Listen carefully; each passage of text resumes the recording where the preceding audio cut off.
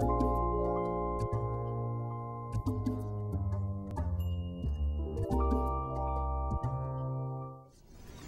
Phil Eisenberg. I'm chair of Governor Schwarzenegger's Delta Vision Task Force, which was created in early 2007 when the governor announced an initiative to deal with water policy, the Delta and the environmental problems in the Delta, and related questions such as that. As part of the governor's initiative, he created our task force, appointed 7 of us to sit, declared we were an independent task force, and asked us to give him, at the end of this year, our independent recommendations on what should be done to address the problems he articulated in his executive order. We've been meeting now for almost 18 months, and the governor first asked us to produce a vision for the Delta, something we did at the end of 2007. The second work product is a strategic plan to implement that vision, and we're working on that now, and we have to adopt that strategic plan by the end of October 2008.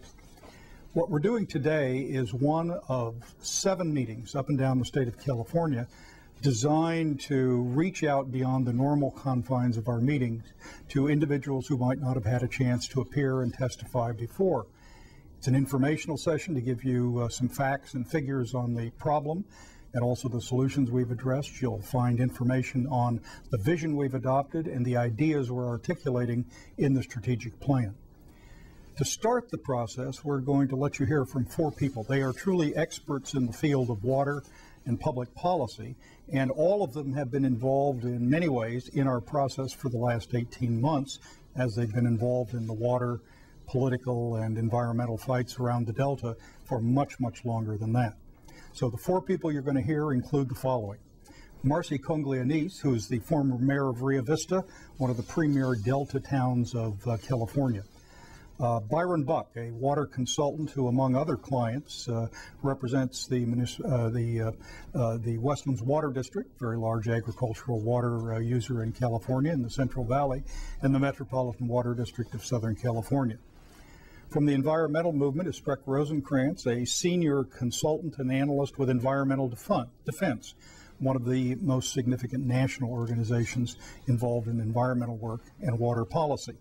And also Jim Levine, who's a Bay Area, San Francisco Bay Area engineer and consultant and businessman working with the Bay Area Council, a collection of business groups who have a lot to say about the Delta and water policy generally.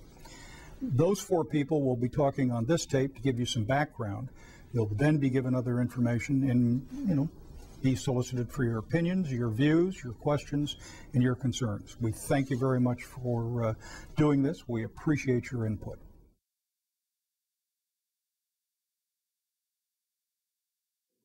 Well, first of all, it makes the Delta basically ground zero for major change and adaptation to climate change and a recognized scarcity of resources that the future may pose to us.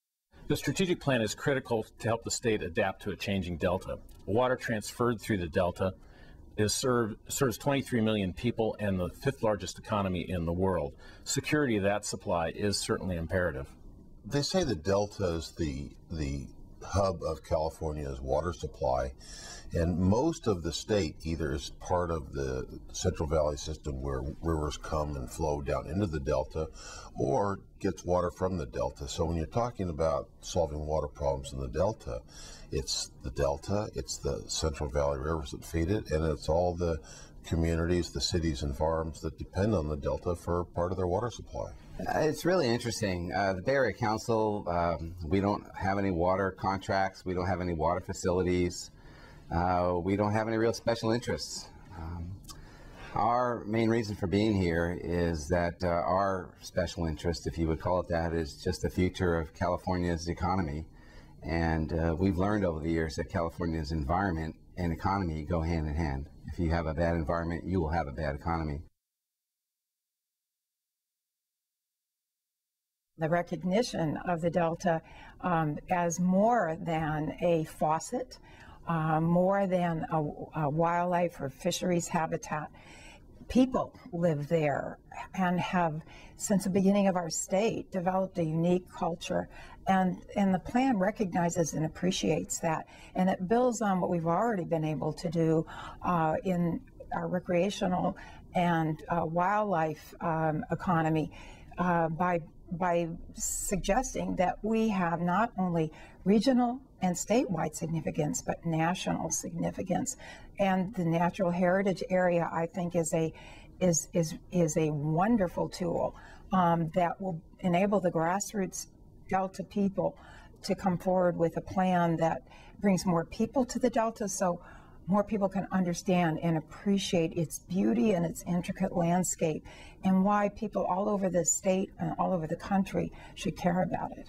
Foremost about the strategic plan, it recognizes that the Delta is a changing place, that nature is changing that before our eyes, and we simply can't stick with the status quo.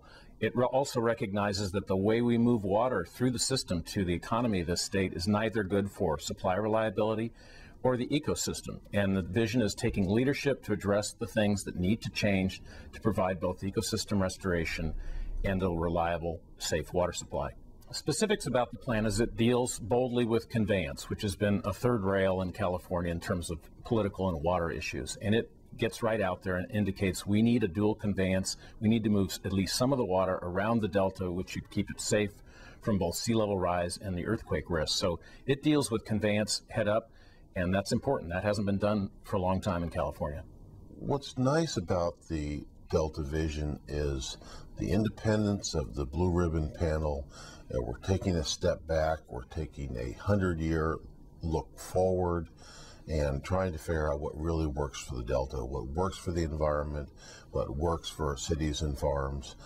Nothing's off the table. We're looking at all options, and people are able to speak freely and to think outside the box, and hopefully that'll lead to some better solutions down the line. I think the report in itself, I think, was really well written and captured, I think, an overview and a lot of the details of where we need to go. In particular, recognition of the co-equal goals of environment and water supply in dealing with the Delta. Recognition that we really do need to make some fundamental and big changes in California's water system and the way we handle ecological planning in the Delta.